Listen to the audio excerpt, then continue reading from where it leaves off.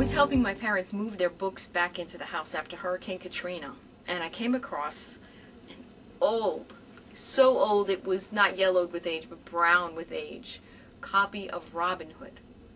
I don't remember ever seeing this book before. I opened it up, and in the flyleaf was a little child's signature. It was my dad's name. He was about 8 years old, to judge from the handwriting. So I went into the house. "Dad, look what I found, look what I found." He picked it up, opened that page, and this sweet smile came over his face. You know that kind of smile, the book that you loved the most as a kid. When I was 8 years old, the two books that I loved the most were Sprockets, the Little Robot, and the Bible for Little Tots. You probably remember the best books of your childhood, too.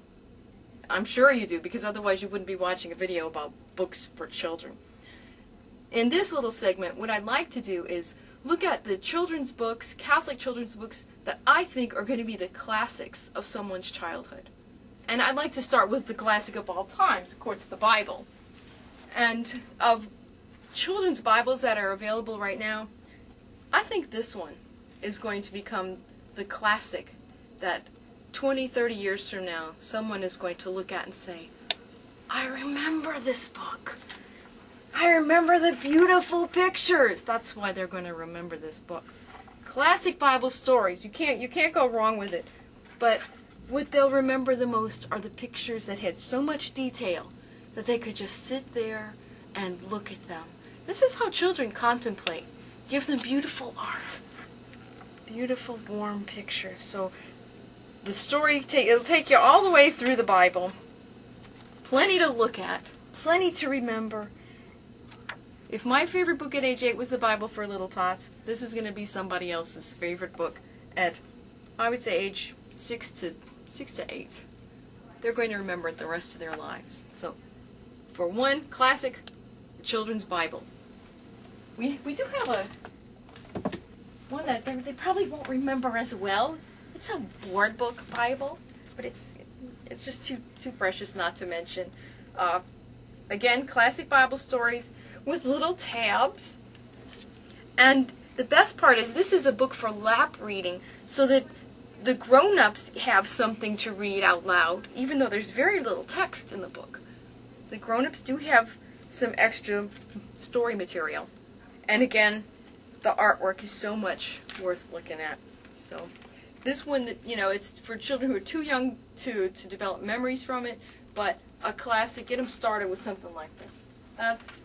That's just an aside.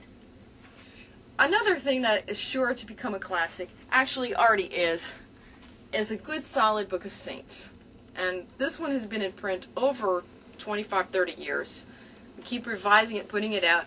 57 stories of saints. What's good about this one is it's written with a lot of action. It's sort of along the lines of a novel, historical fiction, with the saints as the main character. So very memorable, puts them right in the midst of this person's life, the way they had to make choices, the things they were confronted with. Again, some beautiful pictures, but this is for the child who really likes to read. This is for the children who are waiting, they'll pick up anything that puts them in the midst of a story. And because these are stories of the saints, you're giving them something that they'll build a foundation on. They establish relationships with these people whose virtue they can emulate, whose lives will serve as examples for them. Set them on a very good track. 57 Saints, already a classic. It's going to be someone else's, I remember that kind of book. Let me strongly recommend that one to you. For Easter time, there are many legends associated with the Passion of Christ and His resurrection. And we have a beautiful book that brings them together. This is going to be the classic Easter book, the Jesus Garden. It brings together those Easter legends like the dogwood tree, the robin, and presents the gospel of the passion and death and resurrection of Jesus in terms of these elements of nature that our tradition has seen as participating and benefiting from the resurrection of the Lord. Again, it's the artwork that's going to do it for this story. The legends have been out, they've been published in other formats, but not this beautifully. And that's going to make the Jesus Garden a Catholic children's classic.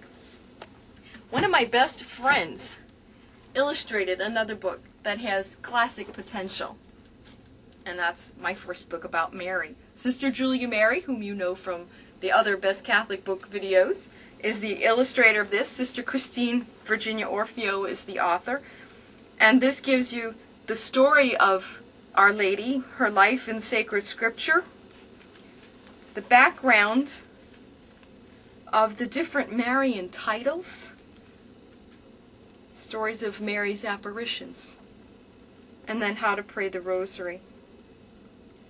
This has already been translated into Spanish, so another helpful way to spread devotion to Mary. If the children are bilingual or being raised in a bilingual family, all the better.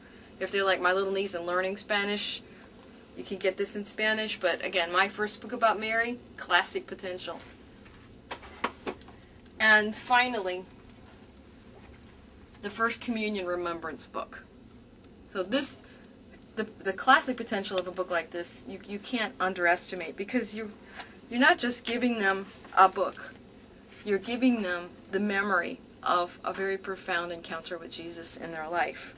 This has the presentation pages for special remembrances from the grown-ups in their lives, places for pictures, and best of all is a whole, like a catechesis on the Mass and the Eucharist. So every time they go back to relive their First Communion memories, they're also being reinitiated in their knowledge of the faith. So it's something that will constantly teach the children about the Mass, help them to enter more fully into that celebration that they were able finally to participate in their First Communion. So the First Communion memory book, another Catholic child's classic.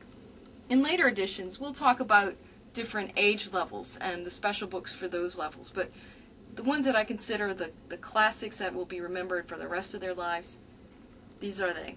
So I hope this has been helpful to you, and we'll talk about some more books in another time. Thank you.